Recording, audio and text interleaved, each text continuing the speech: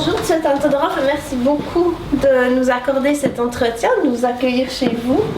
C'est vraiment un grand plaisir et un privilège pour nous. Quelques rayons de soleil nous accompagnent. Il pleuvait ce matin, mais tout s'est arrêté pour l'entretien. Oui, c'est pas mal. On a une meilleure lumière. On a une meilleure lumière, oui, absolument.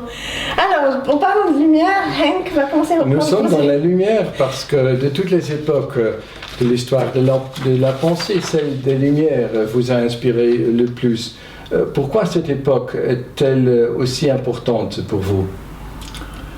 Elle est importante pour moi comme pour nous tous parce que c'est l'époque à laquelle se décide un peu notre identité moderne.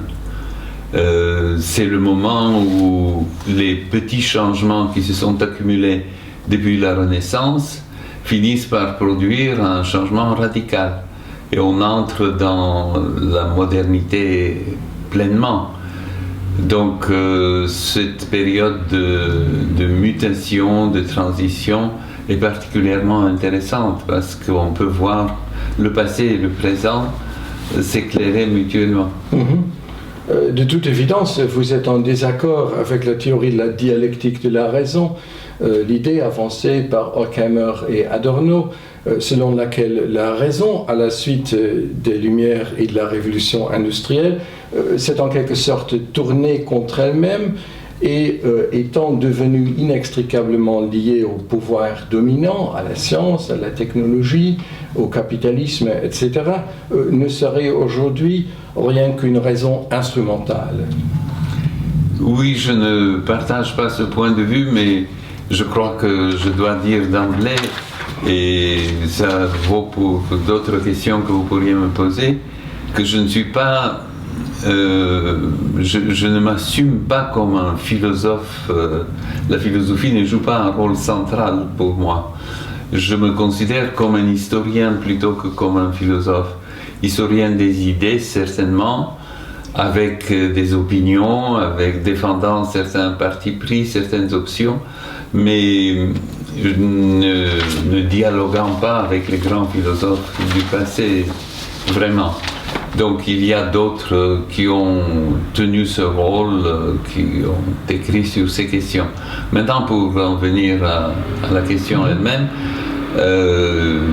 oui, donc je vois moi aussi des côtés sombres des Lumières. Il y a certaines facettes des Lumières qui me paraissent comme leur ombre ou comme un danger potentiel.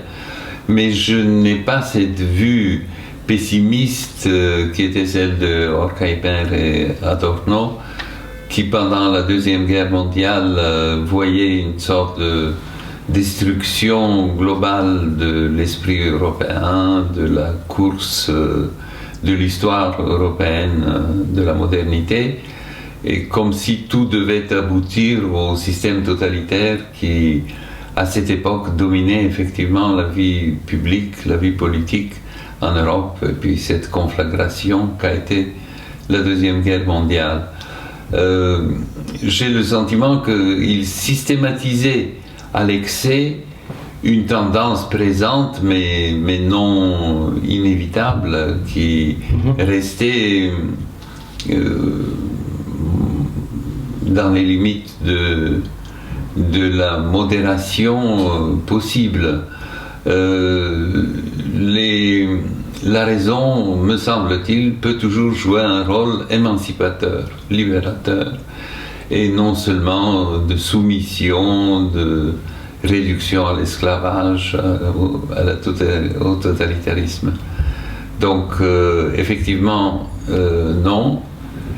Pour signaler un autre point d'interprétation de la philosophie des Lumières, il y a eu une interprétation différente, assez influente aussi dernièrement, celle de Jonathan Israel, qui a écrit plusieurs ouvrages sur l'histoire des Lumières et qui distingue les Lumières radicales, incarnées particulièrement par Spinoza, et les Lumières modérées ou timides ou inaccompli, inachevé, qui est davantage reflété chez les encyclopédistes français, par exemple, ou certains philosophes de cette époque. Et je crois que je constate aussi ces tendances. Effectivement, il y a un matérialisme militant d'un côté, un athéisme affirmé aussi chez certains, et chez d'autres, c'est le déisme qui prédomine et des systèmes de pensée qui essayent divers compromis entre un point de vue plus idéaliste, spiritualiste et matérialiste. Mais pour moi, les accents seraient distribués différemment. En fait, je crois que je suis plus attaché à la version modérée des Lumières plutôt qu'à la version extrême. Parce qu'il me semble que du fait même de certaines incohérences ou contradictions, nous accédons à une plus grande richesse de la pensée des Lumières. Les Lumières ne s'incarnent pas en un philosophe particulier et en un système parfaitement cohérent, c'est une polyphonie. On entend plusieurs voix qui ne sont pas toujours compatibles les unes avec les autres et dans lesquelles on peut concevoir qu'aller trop loin dans une certaine direction, c'est trahir l'esprit des Lumières, qui plutôt s'accommode de certaines incohérences, mais c'est le prix qu'il paye pour garder la complexité de l'analyse et donc sa richesse. Et c'est par là parfois qu'il continue de nous parler. Aussi bien Montesquieu que Rousseau, qui étaient les deux auteurs sur lesquels j'ai le plus travaillé dans ce contexte, étaient d'avis que, in a way, to put it in English, too much of a good is not good. Que si on systématisait à l'excès une voie que pourtant il fallait emprunter, cela risquait de produire des effets négatifs. Ainsi, chez Montesquieu, de l'idée de liberté qui ne devait pas être illimitée. Il y a toute une réflexion sur la nécessité de limiter la liberté. Ou chez Rousseau, aussi une attitude assez ambiguë sur son regard sur le développement historique, qui est toujours apporte un mieux sur le plan individuel et un moins bien, un pire sur le plan collectif ou inversement. Donc vous ne partagez pas l'interprétation de Rousseau comme étant le penseur de la démocratie totalitaire, pour reprendre les termes de G.L. Talmont. Ça c'est les termes de G.L. Talmont. Oui, Talmont. Je pense que cette thèse n'a plus vraiment cours aujourd'hui. Elle nous a impressionnés pendant quelques temps parce qu'elle systématisait certains éléments de la pensée et certaines formulations. Parce que chez Rousseau, on trouve des formulations très tranchées souvent qui, si on les prend à la lettre et qu'on ne tient compte que d'elles, on pourrait effectivement voir ça à cette lumière. Mais je ne crois pas que cette interprétation tienne. Je pense que les Lumières sont un moment plus complexe, plus hétérogène, qu'il faut tenir compte aussi bien des peintres des Lumières, des écrivains, romanciers, poètes, dramaturges des Lumières, des philosophes de différents pays, de différentes tendances qui parfois se combattent mutuellement. C'est cela qui fait la richesse des Lumières, cette période où le passé n'est pas encore passé, mais l'avenir est déjà présent. Avant de passer à d'autres penseurs, j'ai une question plus générale. Vous avez dit je ne me sens pas philosophe. Vous êtes peut-être, je ne sais pas, historien des idées. Quelle est la tâche de l'histoire, de la pensée critique en général? Au fond, à quoi servent les historiens ou les historiens des idées? C'est une question difficile. Je ne sais pas si je me la pose souvent. Je m'engage dans un travail historique. Même en ce moment, je suis intéressé par un travail de ce type, sans me demander à quoi exactement cela va servir. Je crois que dans un premier temps, cela sert à me nourrir. Il faut que la question posée soit une question intellectuellement parlante pour quelqu'un, comme la personne que je suis. Mais je peux essayer de répondre à la question en général. Je pense que l'histoire, comme on l'a souvent dit, est toujours liée au moment présent dans lequel on formule l'interrogation historique. Et que toute recherche historique est en fait un pont jeté entre le passé et le présent. Même si on essaye de ne pas tordre le cou au passé, de ne pas le trahir, de ne pas produire des anachronismes, mais on pose certaines questions au passé, et la nature de ces questions est déterminée par notre identité à nous. C'est-à-dire pour mieux comprendre le présent. Donc, de manière ultime, tout à fait à la fin, il faut que le lien avec le présent soit fécond. Mais avant d'en arriver là, il y a bien sûr un long parcours au cours duquel on ne cherche pas à voir ce que ça signifierait pour nous aujourd'hui, mais ce que cela signifiait pour les personnes de cette époque, se replonger autant qu'il est possible de leur point de vue, voir les événements tels qu'ils se déroulent selon les différents points de vue, souvent il y en a plusieurs, de cette époque même, mais le tout se trouve englobé dans une sorte de recherche je dirais un peu schématiquement, pas seulement du vrai, mais aussi du bien. Il y a une interrogation sur le vrai et le juste simultanément.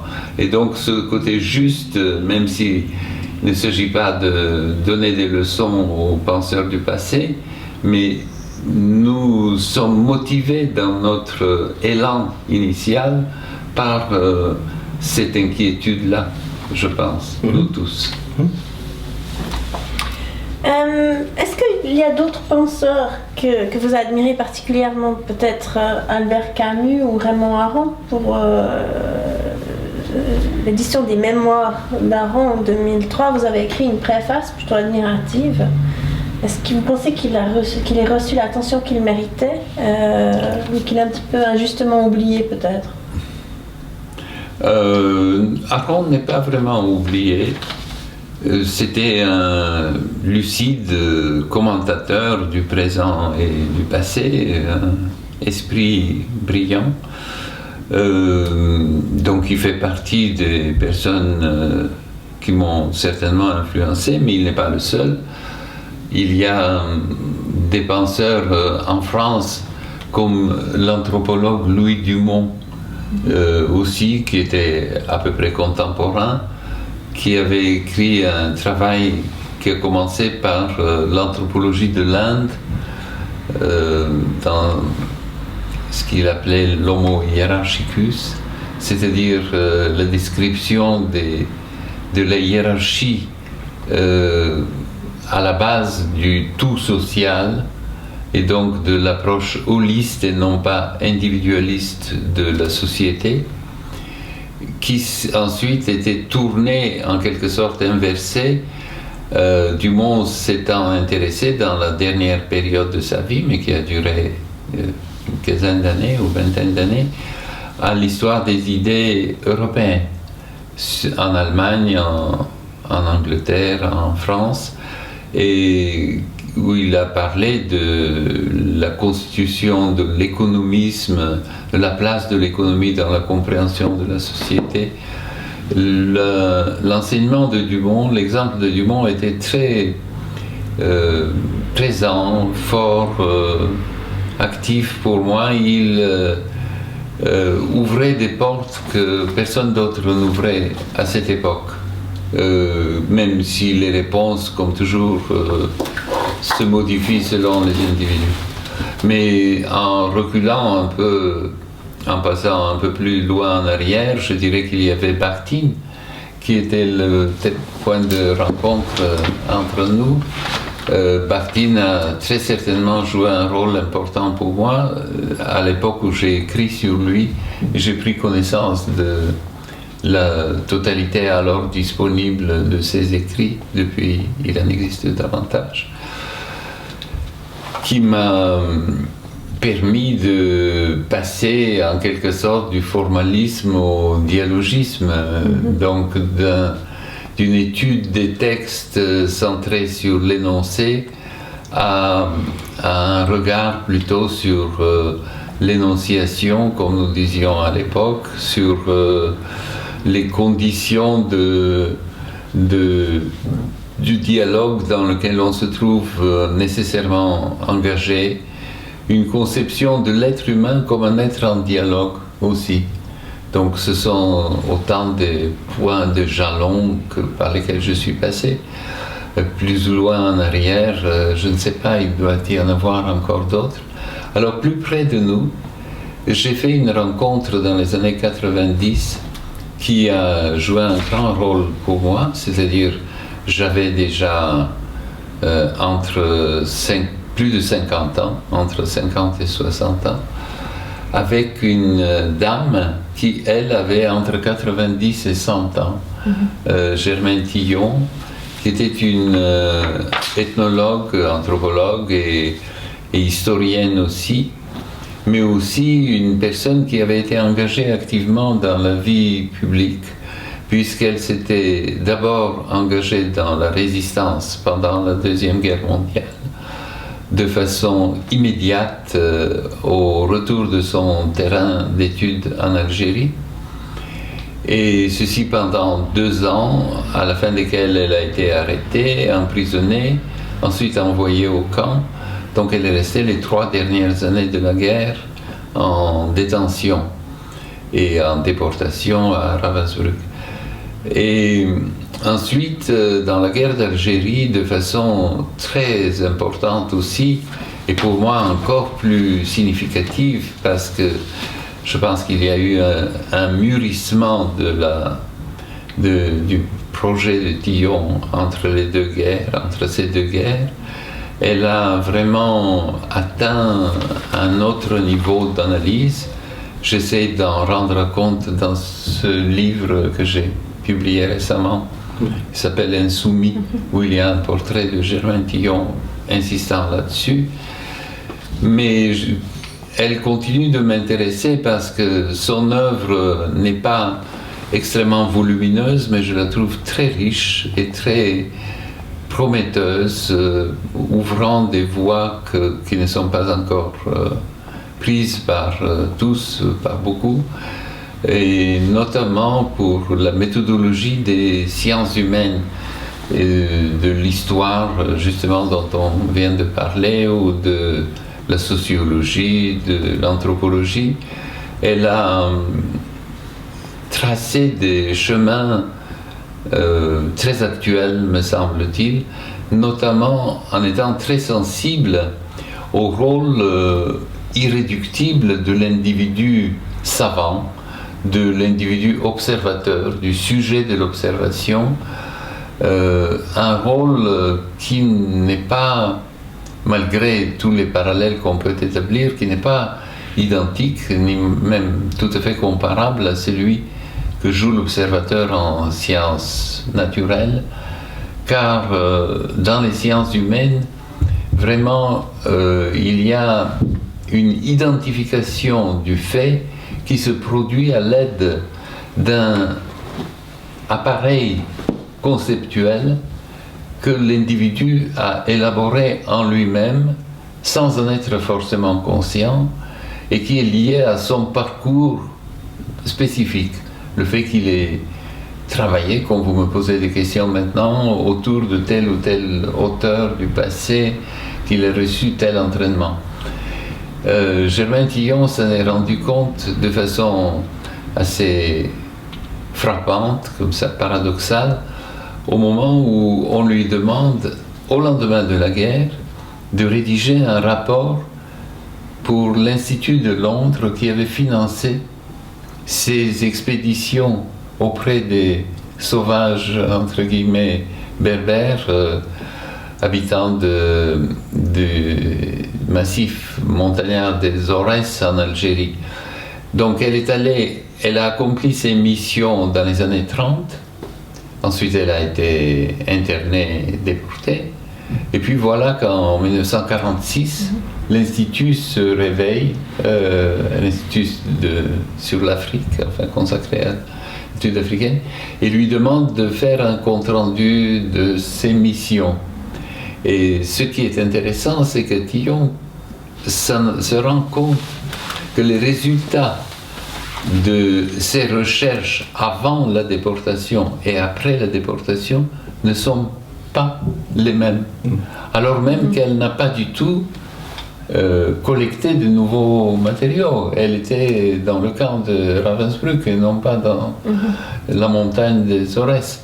Mais son être à elle s'est sensiblement modifié du fait de l'expérience qu'elle a vécue et du fait de cette transformation de l'observateur, les résultats de l'observation changent.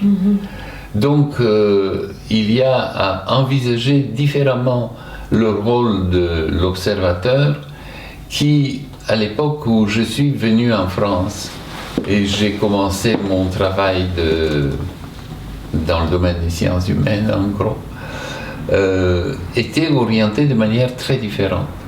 Parce que sous l'influence du grand ethnologue français Claude Lévi-Strauss, mais aussi de la linguistique à laquelle nous attachions toujours l'adjectif de science pilote des sciences humaines, enfin la reine des sciences humaines, celle qui était au sommet de la hiérarchie, et c'était justement parce que dans les travaux de linguiste, il devenait possible d'éliminer la pertinence de l'observateur. Cela ne comptait pas. Pour distinguer entre un datif et un accusatif, on n'a pas besoin d'aller au camp ou de ne pas aller au camp. Mais ça n'influence pas l'observation. Mais la réflexion que Germain Tillon a développée concerne non pas la grammaire en particulier, mais l'ensemble des sciences humaines. Et donc cette importance-là de la place occupée par l'observateur. Donc vous dites que le chercheur est toujours impliqué dans son objet. Pour revenir à Raymond Aron a choisi pour titre de cette collection d'entretiens le spectateur engagé. Oui, je pense qu'il avait raison. Sentez un peu comme un spectateur engagé? Tout à fait, oui, bien sûr. Et dans tout ce que j'écris depuis assez longtemps, je dirais depuis au moins La conquête de l'Amérique et d'autres livres qui ont suivi, je parle aussi de moi. Et de façon, j'espère, pas trop intrusive pour le lecteur. Donc j'en parle au début ou à la fin ou de façon limitée, mais je tiens à signaler à mon lecteur où je suis, pourquoi je m'intéresse à ce sujet, de quel côté je me place. Oui, je suis un spectateur, je cherche à établir les faits historiques aussi fidèlement que possible à chaque fois, mais aussi je suis impliqué, je suis engagé. Dans le dernier livre, les Insoumis, le premier chapitre s'appelle Motivation. Et au lieu de faire le portrait de l'un de mes personnages, il y a un chapitre sur mon parcours pour mettre en garde en quelque sorte le lecteur que je ne suis pas absolument neutre, impartial, car je ne pense pas que cela puisse vraiment exister lorsqu'on traite des questions qui nous concernent. De même, Pardon? l'impartialité n'est pas forcément souhaitable. C'est un petit peu une mise en pratique de ce que Bakhtin essayait de faire avec ses écrits plus culturels, de réinterprétation de la philosophie néo-kantienne. Bien sûr, l'implication du sujet, de l'objet. Pour moi, le changement est venu un peu autour de Bakhtin et avant Germain Tillon, je veux dire. Mais Germain Tillon a joué un rôle important parce que c'est une personne que j'ai fréquentée et dont je me suis beaucoup occupé. Surtout jusqu'au moment où nous avons réussi à la mettre au Panthéon. Ce qui était un peu le but de cette année passée. Mais oui, c'est une idée qui se retrouve chez Bakhtin et chez d'autres, chez des auteurs allemands qui avaient influencé Bakhtin du début du siècle. Enfin, vous savez, les idées il y a rarement une idée radicalement neuve, mais les idées s'incarnent de manière différente et elles nous parlent à nous lecteurs, pas juste l'idée abstraite, mais l'idée incarnée. C'est un peu comme les médicaments. Il paraît que pour bien réagir à un médicament, il faut l'accompagner d'une enzyme, d'un environnement favorable pour que le médicament atteigne l'objectif, la cible qu'on lui prescrit. Eh bien, pour les idées, c'est un peu pareil. Ce n'est pas l'idée pure, l'idée réduite à son abstraction. Seulement, c'est le parcours qui a conduit, qui compte. Oui, d'accord.